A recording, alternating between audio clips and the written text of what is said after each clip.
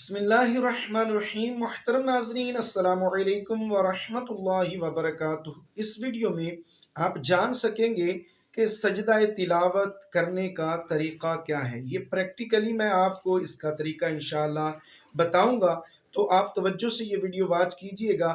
جو بندہ یہ ویڈیو دیکھ لے گا انشاءاللہ الکریم اس کو سجدہ تلاوت کرنے کا آسانی سے طریقہ آ جائے گا۔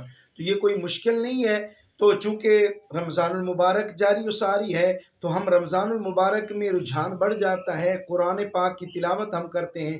تو قرآن پاک میں 14 سجدے ہیں، 14 سجدے وقفے سے مختلف سپاروں میں پہلا سجدہ جو ہے وہ 9ویں سپارے میں آ جاتا ہے۔ تو اسی طرح یہ ٹوٹل تقریباً 14 سجدے تلاوت جو آیت سجدہ ہم پڑھتے ہیں تو سجدہ تلاوت ہم پر لازم ہو جاتا ہے، واجب ہو جاتا ہے۔ تو سجدہ تلاوت بہتر یہی ہے کہ اسی وقت کر لیں، اگر اسی وقت نہیں کر سکتے تو بعد میں بھی کیا جا سکتا ہے۔ تو سجدہ تلاوت کرنے کا طریقہ کون سا ہے؟ جیسے ہی آپ نے آیت سجدہ پڑھی یا سنی تو سجدہ تلاوت لازم ہو گیا۔ تو آئیے سماعت کیجئے کہ سجدہ تلاوت کرنے کا طریقہ کون سا ہے۔ آپ بالکل یہ سجدہ تلاوت جو ہے وہ کھڑے ہو کے بھی کر سکتے ہیں اور بیٹھ کے بھی کر سکتے ہیں۔ تو یہاں اس ویڈیو میں آپ کو بیٹھ کے سجدہ تلاوت کرنے کا طریقہ انشاءاللہ بیان کر دیتا ہوں، توجہ سے سماعت۔ ہم نماز میں بیٹھتے ہیں التحیات کی شکل میں، تشہد میں اس طرح کر کے ہم نے نماز کی حالت میں اس طرح بیٹھ جانا ہے اور نیت کرنی ہے۔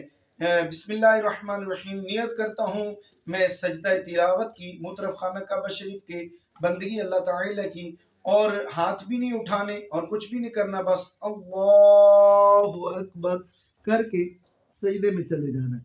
اللہ اکبر کر کے سیدھا سجدے میں چلے جانا ہے اور سجدے میں جا کر 3 تسبیحات پڑھنی ہے۔ سبحان ربی العلی، سبحان ربی العلی، سبحان ربی العلی۔ یہ 3 مرتبہ تسبیح پڑھ کے سیدھا اٹھ کے بیٹھ جانا ہے، کوئی سلام نہیں پھرنا، کوئی کچھ نہیں کرنا۔ سجدہ تلاوت کا یہ طریقہ ہے۔ آیت سجدہ آپ نے تلاوت کی ہے تو 1 سے زیادہ سجدوں کی آپ نیت کر لیں گے۔ اتنی نیت کرنے کے بعد اس کے بعد آپ اسی طرح لگاتار پہلا سجدہ، پھر دوسرا، پھر تیسرا، اس طرح اللہ اکبر کر کے 3 تسبیحات پڑھ کے اللہ اکبر کر کے اٹھ جائیں گے۔